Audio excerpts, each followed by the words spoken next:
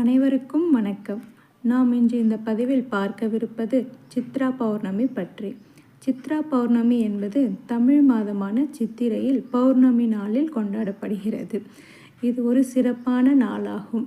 இந்து மதத்தில் பௌர்ணமி ஒரு குறிப்பிட்ட நட்சத்திரத்தின் கீழ் வருகிறது. சித்திரை மாதத்தில் பௌர்ணமி சித்திரை நட்சத்திரத்தின் கீழ் வருகிறது. இது தமிழ் புத்தாண்டுக்கு பிறகு வரும் முதல் பௌர்ணமி ஆகும். இது ஆன்மீக முக்கியத்துவம் வாய்ந்தது. மேலும் இந்த சித்ரா பௌர்ணமி சித்திரகுப்தருடன் தொடர்புடையது. சித்திரகுப்தர் என்பவர் யமனின் கணக்காளராக உள்ளார்.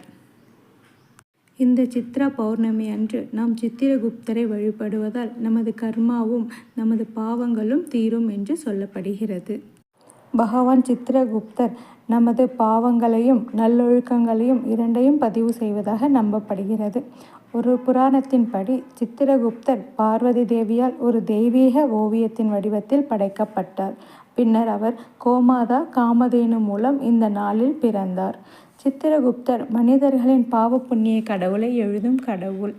சித்ரா பௌர்ணமி அன்று புனித நதிகளில் நீராடி கோயிலுக்கு சென்று விரதமிருந்து சித்திரகுப்தரை வழிபட்டால் நமது பாவங்கள் தூய்மைப்படுத்தவும் ஆன்மீக தகுதியை பெறவும் உதவும் என்று கூறப்படுகிறது. இந்த நாளில் சிவபெருமானையும் அனைத்து கடவுள்களையும் நாம் வழிபடலாம். சித்ரா பௌர்ணமி அன்று நாம் கிரிவலம் செல்வது மிகவும் சிறப்பு. கிரிவலம் என்றாலே நமக்கு நினைவுக்கு வருவது திருவண்ணாமலை. திருவண்ணாமலையில் கிரிவலம் சென்று நாம் சிவபெருமானை வழிபடுவதால் நிச்சயம் நமக்கு நல்லது நடக்கும். சிவபெருமானிடம் நமது பிரார்த்தனை கர்ம வினைகளை குறைக்கும்படி நாம் வேண்டினால் நிச்சயம் நமது கர்ம வினைகள் அனைத்தும் தீரும் என்று சொல்லப்படுகிறது. அவ்வாறு செல்ல இயலாதவர்கள் அருகில் உள்ள கோயிலுக்கு சென்று ஏதோ ஒரு கோயிலுக்கு சென்று நமது பிரார்த்தனையை வைப்போம். நமது கர்ம வினைகள் அனைத்தும் தீரி நல்லது நடக்க வேண்டும் என்று நாம் இறைவனை பிரார்த்திப்போம். மேலும் இந்த நாளில் நாம் அம்பிகையை வழிபடுவதும் மிகவும் சிறப்பு.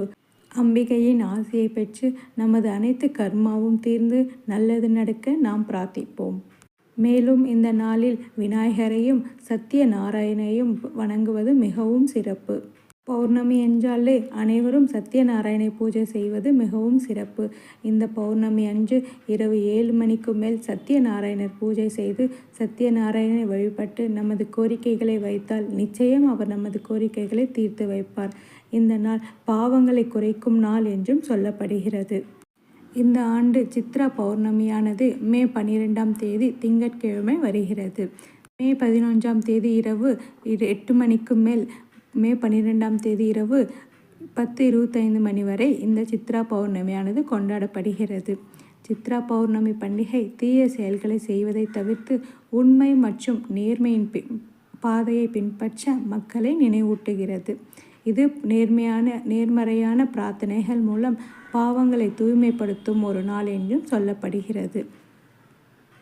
இந்த சித்ரா பௌர்ணமி அன்று நாம் காலையில் குளித்து முடித்துவிட்டு வீட்டையும் பூஜை அறையும் சுத்தப்படுத்தி வழிபாடு செய்யலாம்.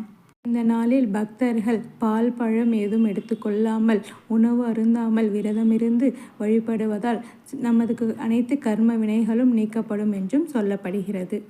மேலும் இந்த நாளில் பக்தர்கள் பால் அல்லது பசும்பாலில் இருந்து தயாரிக்கப்பட்ட பால் பொருட்கள் உட்கொள்வதை தவிர்ப்பார்கள். இருப்பினும் எருமை பாலை பயன்படுத்தலாம். மேலும் வழிபாடு செய்து பூஜை செய்த பிறகு நெய்வேத்தியம் வைத்து மக்கள் அரிசி காய்கறிகளை தானம் செய்யலாம். மேலும் இந்த நாளில் விரதத்தை நிறைவு செய்யும் போது உப்பு இல்லாத தயிர் சாதத்தை எடுத்துக்கொண்டு பக்தர்கள் விரதத்தை நிறைவு செய்யலாம். சித்ரா பௌர்ணமி அன்று நாம் என்ன மந்திரம் வேண்டுமானாலும் சொல்லலாம். நமக்கு இஷ்ட தெய்வ மந்திரத்தையும் நாம் கூறலாம் அல்லது ஓம் நமசிவாயா போன்ற மந்திரங்களையும் கூறலாம். சித்திரகுப்தரை வணங்கும் போது ஓம் சித்திரகுப்தாய நமக என்னும் மந்திரத்தை கூறலாம். மேலும் எவரொருவர் எந்த காரியம் செய்தாலும் தடைப்பட்டு கொண்டே வருகிறது என்று சொல்லப்படுகிறார்களோ அவர்கள் சித்ரா பௌர்ணமி அன்று வழிபாடு செய்து நம் சித்திரகுப்தரை வணங்கினால் நமது கர்ம அனைத்தும் தீர்ந்து நமது தடைகள் அனைத்தும் தீரும் என்றும் சொல்லப்படுகிறது. நாம் நினைத்த காரியமும் எடுத்த காரியமும் நிறைவேறும் என்றும் நம்பப்படுகிறது. மேலும் சித்ரா பௌர்ணமி அன்று நாம் சத்யநாராயணர் பூஜை செய்யலாம். சத்யநாராயணர் பூஜை செய்யும் முறை என்னவென்று பார்த்தால் பெருமாள் எத்தனையோ ரூபங்களில் அவதாரம் எடுத்துள்ளார். அதில் நமக்கு அருள் செய்கிறார். இவற்றில் சத்யநாராயண ரூபம் மிகவும் உன்னதமான ஒன்று. பொதுவாக அனைத்து விரதங்களும் வேண்டுதல் வைத்து விரதமிருந்து வழிபட்டால்தான் கோரிக்கைகள் நிறைவேறும். ஆனால் சத்யநாராயண பூஜை என்பது நாம் கோரிக்கை வைத்து அந்த வேண்டுதல் நிறைவேறிய பிறகு இறைவனுக்கு நன்றி செலுத்தும் விதமாக இந்த விரதம் உள்ளது. இந்த விரதம் மிகவும் கடினமானது போல் தோன்றினாலும் இதுவும் சக்தி வாய்ந்த கண்டிப்பாக பலன் தரும் விரதமாகும். சத்யநாராயணர் பூஜை செய்வதால் வீட்டில் மங்களமும் மகிழ்ச்சியும் பெருகும் என்றும் சொல்லப்படுகிறது.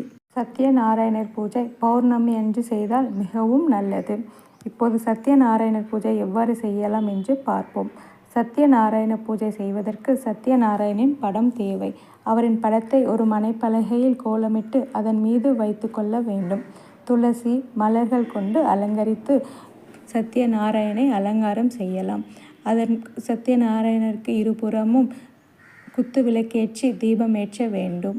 மேலும் கலசம் வைத்தும் சத்யநாராயணர் பூஜை செய்யலாம். அவ்வாறு கலசம் வைக்க இயலாதவர்கள் சத்யநாராயணர் படம் வைத்து சத்யநாராயணர் பூஜை செய்யலாம். சத்யநாராயணருக்கு நெய்வேத்தியம் வைத்து இனிப்புகள் மற்றும் கலவை சாதம் வைத்து நெய்வேத்தியமாக படைக்கலாம். முதலில் நமது குலதெய்வத்தையும் பிறகு கணபதியையும் வணங்கிவிட்டு சத்யநாராயணர் பூஜையை செய்ய தொடங்கலாம். சத்யநாராயணர் பூஜையின் போது சத்யநாராயண விரத கதைகள் 5ஐயும் படித்து பிறகு சத்யநாராயணர் அஷ்டோத்திரம், விஷ்ணு சஹஸ்ரநாமம் போன்ற பாடல்களை பாராயணம் செய்யலாம். எல்லா மந்திரங்களும் நமக்கு தெரிந்த மந்திரத்தை எல்லாம் சொல்லி முடித்துவிட்டு சத்யநாராயணருக்கு தீபதூப ஆராதனை காட்டி நமது பூஜையை முடித்து கொள்ளலாம். பிறகு நாம் செய்த நெய்வேத்தியத்தை சுவாமிக்கு படைத்துவிட்டு அதை அருகிலுள்ளவர்களுக்கு பிரசாதமாக தரலாம். இந்த சத்யநாராயணர் பூஜை செய்வதால் நாம் கேட்ட வரங்கள் அனைத்தையும் நமக்கு தருவார் என்றும் நம்பப்படுகிறது. இந்த சித்ரா பௌர்ணமி அன்று நாம் சித்ரகுப்தரையும் சிவபெருமானையும் முருகரையும் அம்பிகையையும் வணங்கி நமது கர்மாவை துடைத்து தலையெழுத்தை மாற்றுவதற்கு நாம் வழிபடுவோம். இந்த நாளில் நாம் நல்ல செயல்களை செய்து நல்ல எண்ணங்களுடன் இருந்து நாம் தெய்வத்தின் ஆசியை பெறலாம். நன்றி.